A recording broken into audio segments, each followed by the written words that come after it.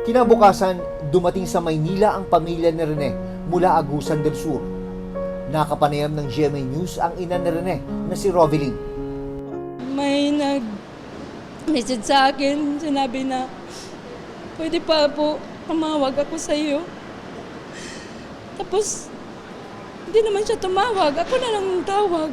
Tapos pagtawag, tumawag na ako, sabi niya, ma'am, na-aksidente po si Rene. Nalunod po. Yun, malaki talagang tanong ko, ba't napunta doon sa lagat? Kasi basketball naman yung anak ko, hindi naman swimming. Hindi raw lubos na maisip ni Rovelyn na ang pangarap ng kanyang anak ang magiging dahilan din ng kanyang pagkawala. Masakit.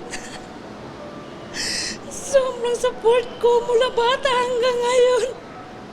Tapos ginanon lang nila.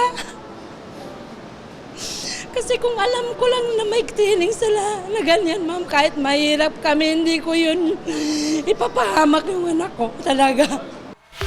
Ang embahada naman ng Nigeria dito sa Pilipinas, nakipag-ugnayan na rin sa pamilya ni Divine sa Nigeria, Ateneo de Manila University at sa mga otoridad sa pagkamatay ni Divine Adili.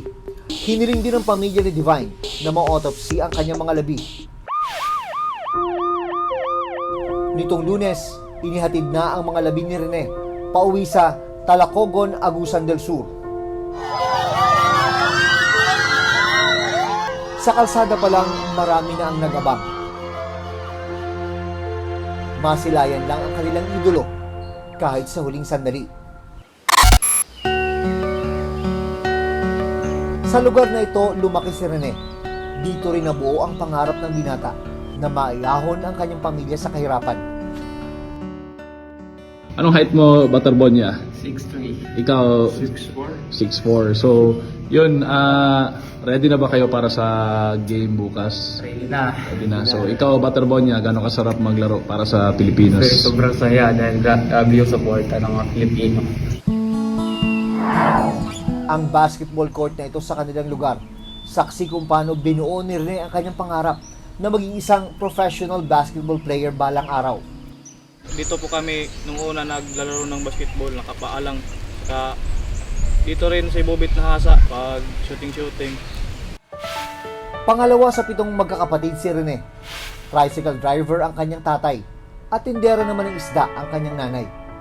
Dahil sa kahirapan, ginamit ni Rene ang talento sa basketball para makatulong sa pamilya. Anong mga goals mo sa basketball? Siyempre, i-improve yung mga weakness ko. Siyempre, magbalansin ang pag-aaral ko din.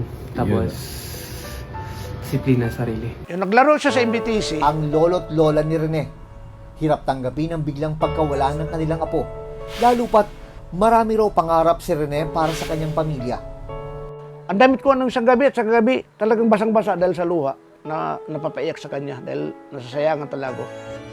Bobit, bakit mo kami iniwan, Bit? Love ikaw ni Ma'am. Love ikaw na mo, Bit. Dahil sa sinapit ni na Rene at Divine, nananawagan ng hustisya ang kanilang pamilya. Kaya ngayon, gusto ko ng justice talaga. Bakit gano'n ang nangyari sa anak ko? Masakit. Pangarap niya ng mga anak ko. Mahirap kami pero sinusuportan ko talaga ang mga anak ko para makapag-aaral, makapagtapos. Kasi dyan namin hinuhugot sa mga nila, talent nila, yung paghihirap namin. Tapos nauwi lang sa ganun. Honestly, I don't even believe that I will survive that particular point. It's as if the world have shattered. There is nothing left for me again. Sa naunang pahayag at inisyal na investigasyon ng PNP Region 3 noong June 11, 2026, wala raw silang nakikitang foul play at aksidente ang nangyaring pagkamatay ni Rene at Divine. Sa ngayon po, nakikita po natin na sa insidenteng nangyari ay aksidente pa lang po. Pero still, ongoing pa rin po yung ating investigation. Sumunod namang bumuo ang National Bureau of Investigation o NBI ng isang task force para masusing imbestigahan ang insidente. Investigation will lead to somebody being responsible, do natin dadalhin. We are also coordinating with other government agency na kung ano yung dapat na sanction dito. Also, we'll coordinate with UAAP. So sabi ko nga lahat titingnan namin. Even Ched, we're talking to Ched kung ano talaga yung direction. Sa post-mortem examination na isinagawa ng NBI, lumabas na asphyxia by drowning o kinapos ng hininga dahil sa pagkalunod ang ikinamatay ng 2 manlalaro. Humarap din sa NBI ang mga players na kasama sa Aurora. We have to realize also, these kids suffered enough also. May trauma din yan eh. Pinaliwanag ko naman sa kanila, we are here to seek the truth. I assure them that it will be handled fairly and professionally. No? Ipinatawag din ng legal counsel ng resort para magbigay ng kanilang salaysay.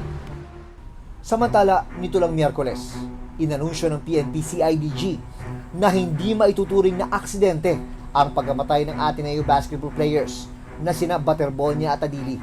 The condition of the sea during the time, you won't send somebody doon on that condition. We wouldn't dare to go there. Tinitignan din ng PNP-CIDG ang iba pang posibleng anggulo, kabilang na ang kasong homicide through reckless imprudence. Sa ngayon, 48 na ang ipinasampina ng CIDG, kabilang ang head coach na si Tab Baldwin, habang patuloy na iniimbestigahan ng kaso. Nagkaroon na rin ng hiwalay na investigasyon ang Philippine Sports Commission, University Athletic Association of the Philippines o UAAP, National Youth Commission, Department of Justice o DOJ, at maging ang Ateneo de Manila University. For full clarity, transparency, and justice, our Board of Trustees formed an independent, fact-finding body composed of external, highly competent legal and technical experts who will operate entirely outside Ateneo's administrative structure. We also recognize our duty to care for the grieving families of Rene and Divine. While no amount of material support can ever compensate for the loss of a son, Ateneo has offered full assistance and support to the Adili and Baterbonia families to cover all financial, emotional, and long-term burdens arising from this tragedy. This is not a legal settlement. It is our moral obligation. So deeply sorry. Nag-resign na rin si Baldwin bilang head coach ng Ateneo Blue Eagles men's basketball team. And I'm so deeply sorry to not just the families, but everybody that feels let down, somehow betrayed. Pero hindi ito tinanggap ng pamilya ni na Rene at Divine. Sa isang Facebook post ng nanay ni Rene, sinabi niyang hindi sapat ang paghingi ng tawad ni Baldwin para sa kamatayan ng kanyang anak. Humihingi rin siya ng malinaw na sagot kung ano ang totoong nangyari sa insidente. Ang nanay naman ni Divine na si Ifioma, sinabing hindi sapat ang sorry para maibalik ang buhay ng kanyang anak.